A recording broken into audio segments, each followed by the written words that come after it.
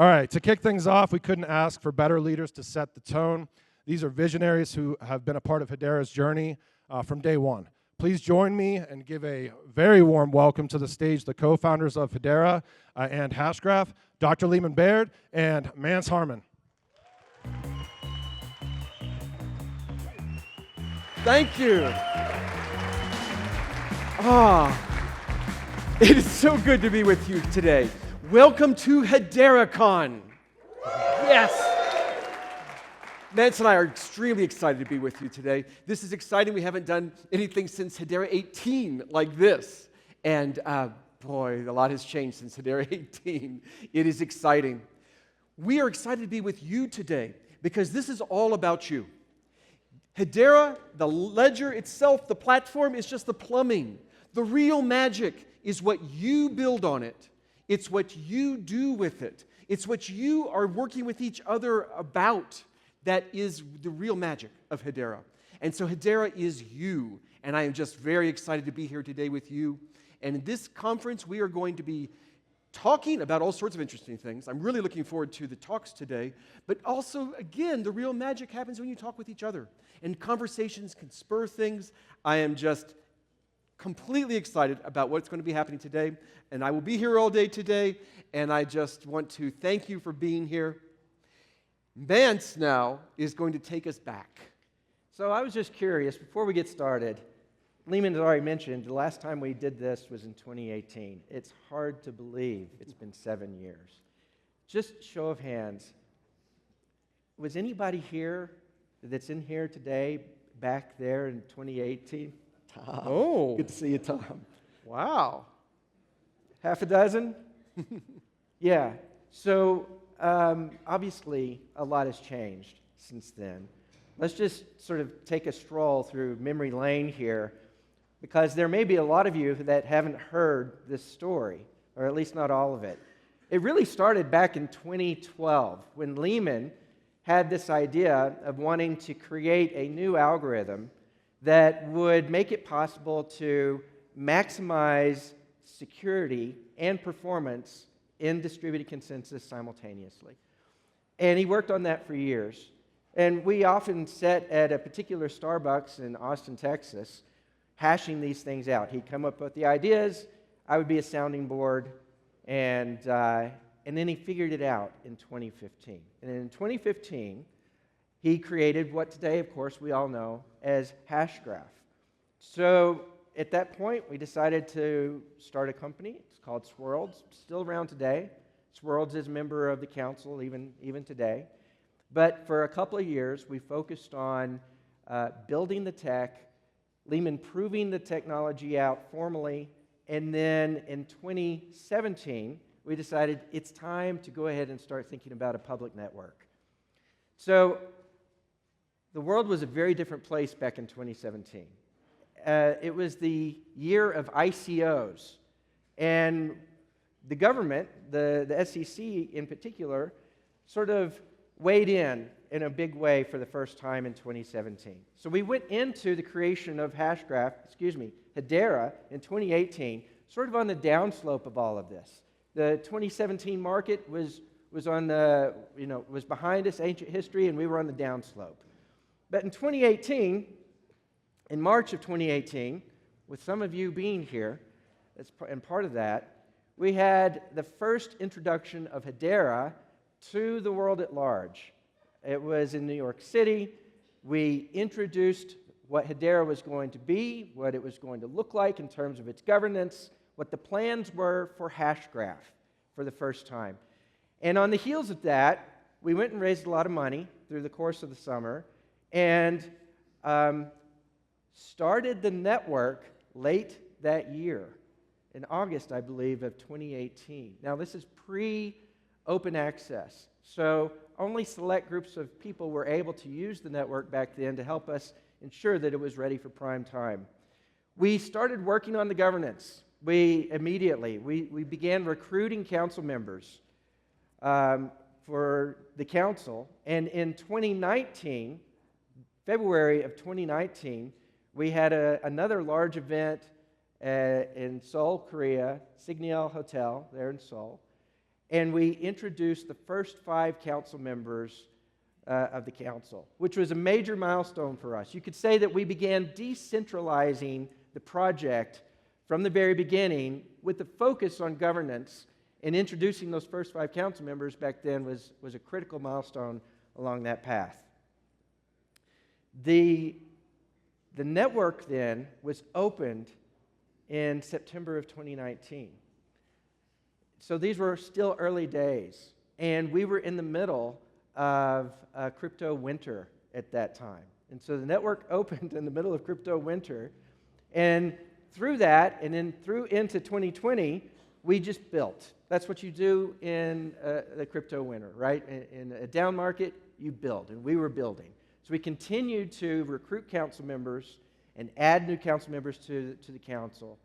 And we introduced something for the first time that's called the Hedera Consensus Service, which basically exposes the power of Hashgraph to the developer community in a way that had not been done in the market since. In fact, I don't think there's anything like it today in the market. Everything is done through smart contracts, primarily, in the market. We made it possible to leverage the consensus algorithm directly in the Hedera Consensus Service, which gives us an enormous opportunity for really important use cases, many of which you already know and many of you are developing with. So those are sort of the early years, the development years. Then I would say we went into the growth years beginning in 2021.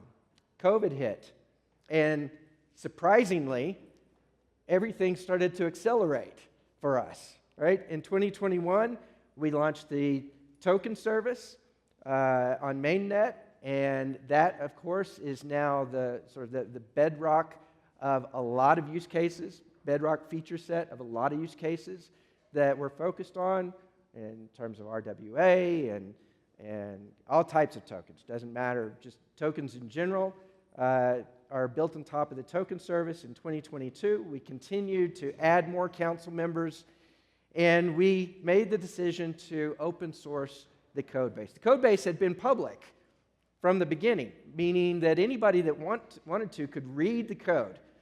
So there was transparency from the beginning in terms of what was being developed and what was being run on the nodes.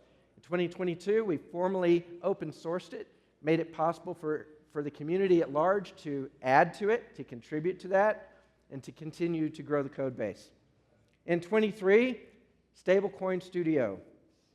So this started the work that we've done to begin building up the stack, is the way I would describe it. We had the full feature set that included smart contracts and HCS and tokenization, but then we decided, let's make it easier for the developer community to build the products and services that they want to go to market with more quickly. Instead of it taking 4 or 5 or 6 months to build a stablecoin solution, we made it possible to create a stablecoin solution and go to market with it in weeks or less.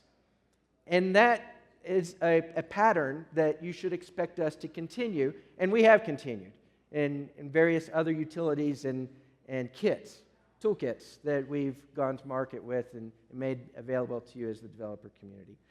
And then finally, this past year, 2024, we, for the first time for the industry, contributed the code base to the Linux Foundation and formally became part of the Linux Foundation under Project Hyro.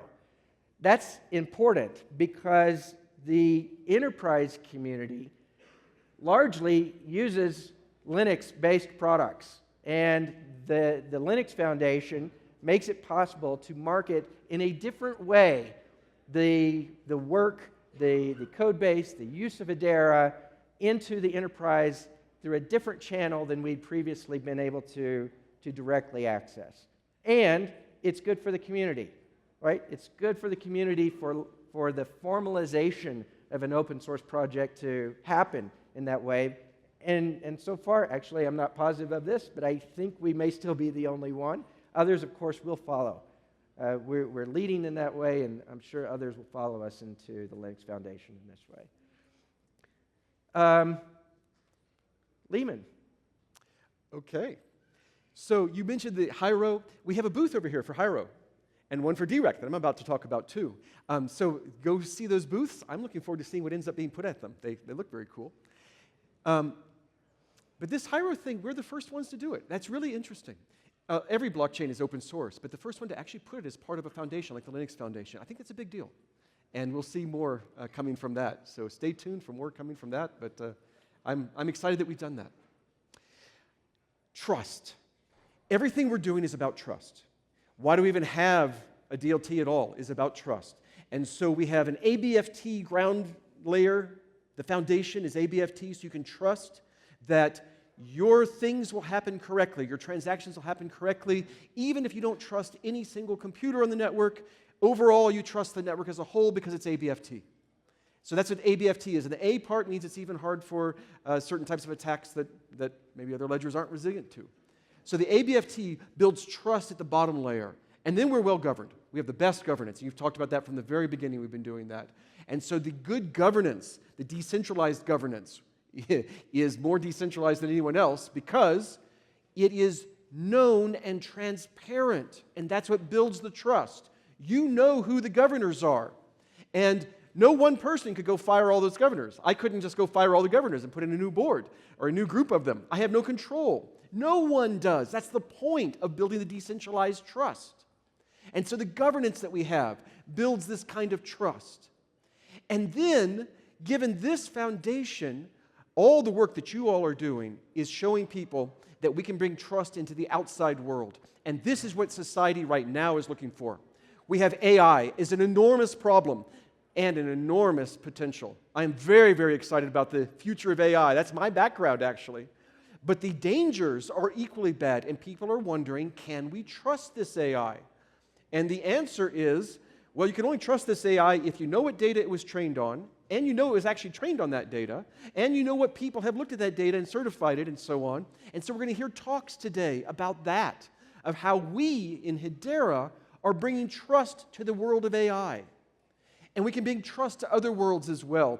We can talk about key management. And it's not just Hedera, it's the whole industry now, working with other blockchains to bring DREC, decentralized recovery, to bring trust there. I was just talking to someone today about how the industry as a whole needs better user interfaces so that people can't be tricked into signing things they shouldn't sign, we saw this week. Trust, again, is the foundation. And so I think Hedera's community here is building trust in ways that we just don't see other places. And this is our purpose, is to build trust. And I mentioned one of those ways is DREC, decentralized recovery. We have to have this.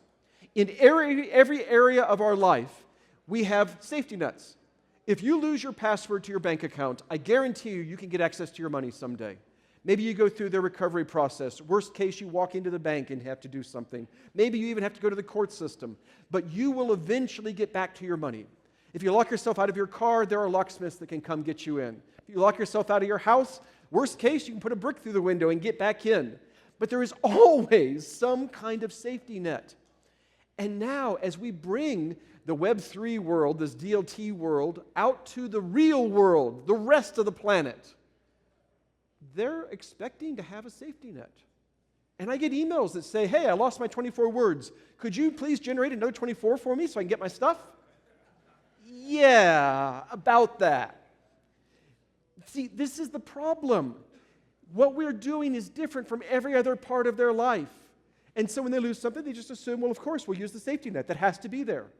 No, it doesn't have to be there. Unless we do the effort, there won't be a safety net. And people lose enormous amounts just because they forgot their password or they lost their mnemonics or whatever. So DREC is bigger than Hedera. This is across our industry. We have got to make it easy for you to back up your keys and your passwords and passkey information and identity information. Anything you have that is secret. Your grandmother's recipe for chocolate chip cookies. If you want to keep that secret, we can make it help you keep it secret. And the idea is that you have it secret, but then you share it with helpers, pieces of it with the helpers, and that if you ever lose your secret, half of them can come together and help you recover it. That's the idea. We have a few little wrinkles that are incredibly important, one of which is that your device needs to go talk to their devices every day and say, hey, do you still have that piece of a secret that I gave you?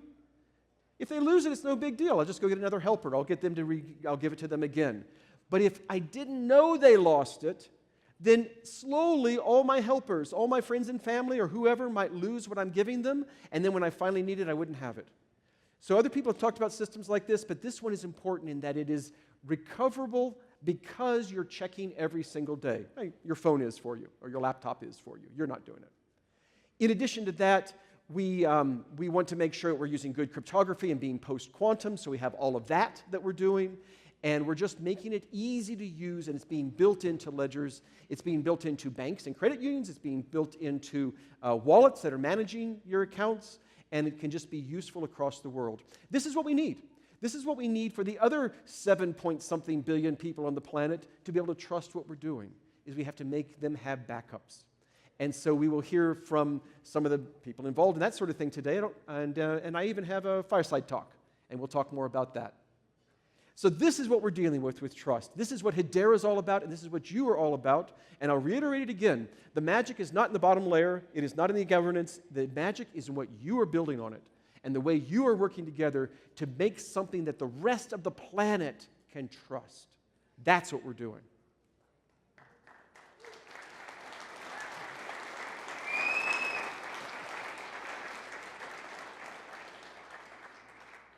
Mance. Okay. So back in 2017, when we were first hiring the initial employees of Hedera, before we talked about Hedera as being Hedera, employee number 4 was my general counsel, Natalie Furman. And one of the reasons that we hired so early that position is because we knew that we wanted to engage the regulators in DC.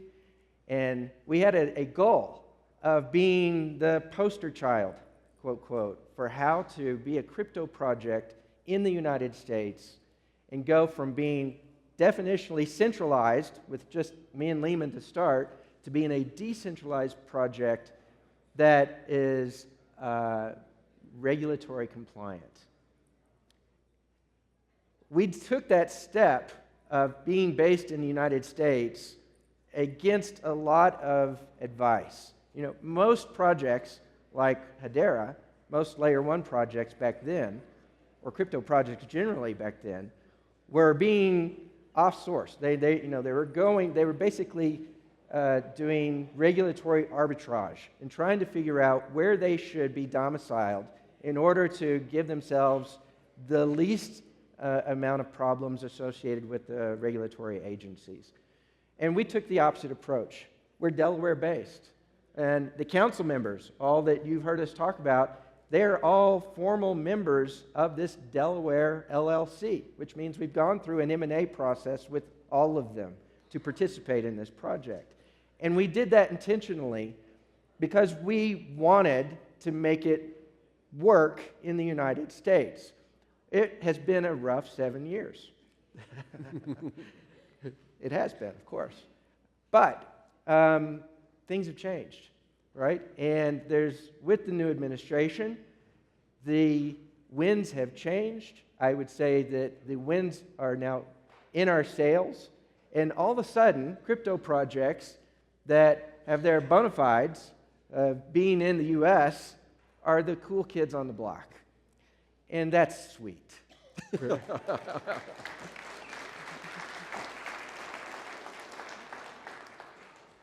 So it is time for projects like Hedera, and Hedera in particular, to lead the industry, and that's what we're doing. That means that we are continuing to evolve in the way that we do business.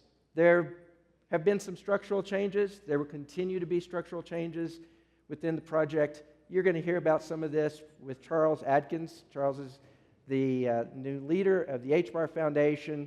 He's going to be here speaking to us at the end of the day, and we'll comment on some of this. But it's a good time to be in Web3. Generally, it's a good time for us as Hedera to be. Today's sessions, you're going to hear a lot about the projects that are ongoing, the alliances, the integrations that we have ongoing. And as Leemon said, it's all about creating a global platform that is trustless, right? Or what we like to say is the trust layer of the internet. You're going to hear about that throughout the day. Okay, finally, I think we're done for now. Hello, future, again. It's been our tagline for years. You all are part of helping us to create that future. So it's not hard to predict when you're in the process of making it happen. So thank you all for being here, and I look forward to speaking with many of you throughout the day. Yes. Hello, future.